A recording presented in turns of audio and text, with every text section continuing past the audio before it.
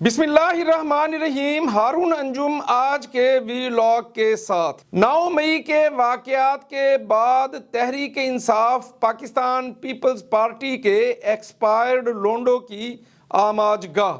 Senior ترین وکیل اور 40 سال تک پاکستان پیپلز پارٹی سے منسلک رہنے والے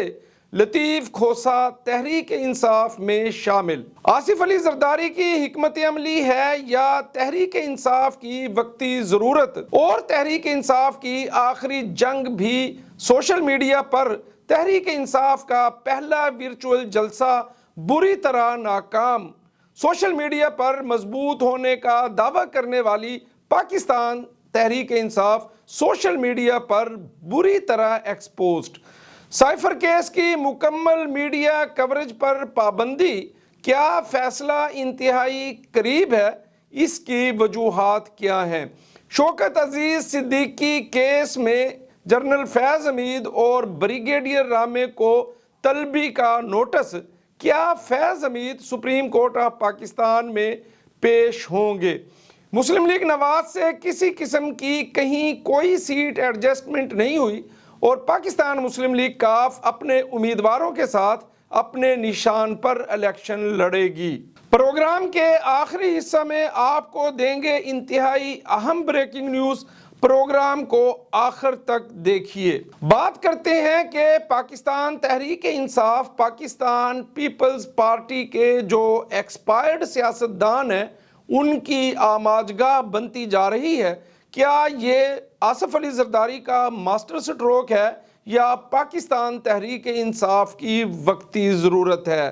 پاکستان کے سینئر ترین وکیل، 40 سال تک پاکستان پیپلز پارٹی سے منسلک رہنے والے اور ذوالفقار علی بھٹو کے انتہائی قریبی رفیق جناب لطیف کھوسہ بھی کل باضابطہ طور پر پاکستان تحریک انصاف کو پیارے ہو چکے ہیں اور آنے والے کچھ دنوں میں اطلاعات ہیں کہ اعتزاز احسن بھی باضابطہ پاکستان تحریک انصاف میں شامل ہو جائیں گے۔ اس سے پہلے آصف علی زرداری کے انتہائی قریبی رفیق اور ان کے تمام لیگل قانونی معاملات کے مشیر جناب بابر ایوان بھی پاکستان تحریک انصاف میں شامل ہو چکے تھے اور سیاسی تجزیہ کاروں کا خیال ہے کہ جب پاکستان تحریک انصاف کے چیئرمین عمران خان نے اپنے تمام قانونی معاملات کو بابر ایوان کے سپرد کیا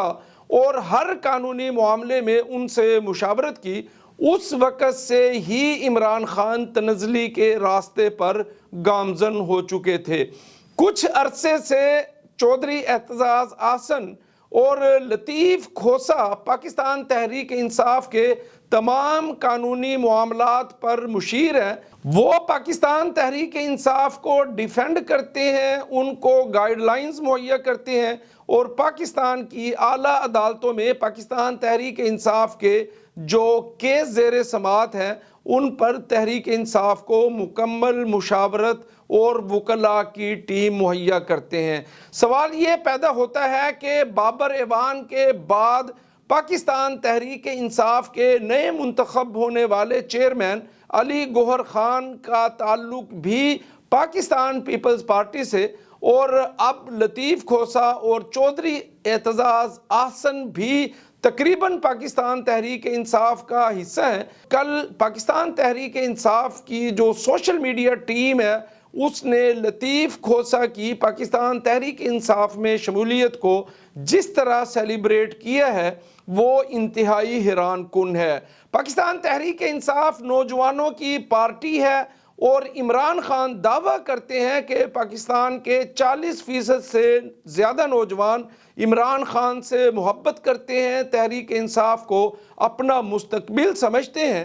وہ تحریک انصاف کس طرح پاکستان پیپلز پارٹی کے ان سیاستدانوں کو جن کی عمریں تقریباً 70 سال کے قریب ہیں اور پاکستان پیپلز پارٹی میں ان کی کسی قسم کی کوئی اہمیت اور کوئی جگہ نہیں ہے، پاکستان تحریک انصاف ان پر ڈیپینڈ کر رہی ہے اور اپنے تمام قانونی معاملات کو پاکستان پیپلز پارٹی سے شامل ہونے والے وکلاء کے سپرد کر چکی ہے، یہ معاملہ انتہائی حیران کن ہے۔ کہیں آصف علی زرداری پاکستان تحریک انصاف کو دھوکہ تو نہیں دے رہے، یا اپنے لوگوں کو پاکستان تحریک انصاف میں پلانٹ تو نہیں کر رہے؟ بہرحال تاریخ گواہ ہے کہ پاکستان پیپلز پارٹی کے 70% سے زائد الیکٹیبلز کو پاکستان پیپلز پارٹی سے علیحدہ کر کے پاکستان تحریک انصاف میں جان ڈالی گئی تھی، اور پھر 2018 کا الیکشن تحریک انصاف کو جتوا کر عمران خان کو وزیر اعظم بنایا گیا تھا۔ اور اسی طرح اب پاکستان تحریک انصاف کے 70% سے زائد الیکٹیبلز کو، وکلاء، رہنماؤں کو دوبارہ پاکستان پیپلز پارٹی میں شامل کر کے کیا پاکستان تحریک انصاف کو دوبارہ کمزور کیا جا رہا ہے؟ لیکن اس پورے معاملے میں یہ ایک حقیقت ہے کہ پاکستان مسلم لیگ نواز اور بالخصوص میاں محمد نواز شریف کا ووٹ انٹیکٹ ہے، اور میاں محمد نواز شریف کی نااہلی کے بعد، پاکستان کی مختلف جیلوں میں سزا کاٹنے کے بعد، اور تقریباً 4 سال تک پاکستان سے جلا وطن رہنے کے باوجود، پاکستان مسلم لیگ نواز کا ووٹ بینک وہیں پر کھڑا ہوا ہے۔ پاکستان مسلم لیگ نواز پہلے سے کہیں زیادہ مضبوط ہے، اور سیاسی تجزیہ کاروں کا خیال ہے کہ میاں محمد نواز شریف بھرپور اکثریت کے ساتھ چوتھی مرتبہ پاکستان کے وزیر اعظم بننے جا رہے ہیں۔ اور کل رانا ثناء اللہ خان نے دعویٰ کیا ہے کہ پاکستان مسلم لیگ نواز وفاق کے ساتھ ساتھ پنجاب میں بھی حکومت بنائے گی، اور اس کے علاوہ بلوچستان اور KPK کی حکومتوں کا اس میں انتہائی کلیدی کردار ہوگا۔ پاکستان مسلم لیگ نواز سندھ میں بھی ایک بہت بڑا سرپرائز دے گی۔ بہرحال پاکستان پیپلز پارٹی کو کمزور کر کے پاکستان تحریک انصاف میں طاقت بھری گئی، اور اب 9 مئی کے واقعات کے بعد جب پاکستان تحریک انصاف انتہائی کمزور ہو چکی ہے، اور آنے والے الیکشن میں اس کے لیے معاملات انتہائی پیچیدہ ہیں، تو اب پاکستان تحریک انصاف سے دوبارہ پاکستان پیپلز پارٹی میں ہوا بھری جا رہی ہے، اور بلوچستان اور KPK کے پاکستان تحریک انصاف کے